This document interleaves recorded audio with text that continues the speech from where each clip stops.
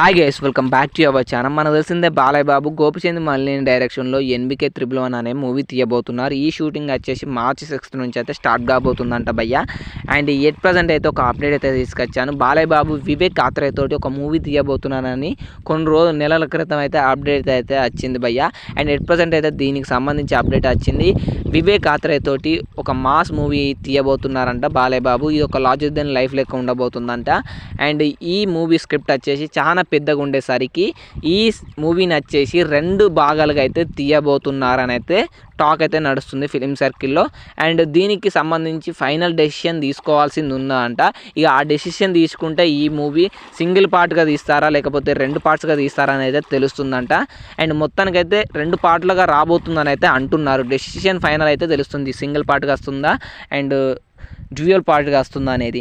And ఎంతమంది ఈ movie కోసం ఈగర్గా వెయిట్ చేస్తున్నారో బాలయ్య బాబు ఫ్యాన్స్ వీడియో కింద కామెంట్ చేయండి.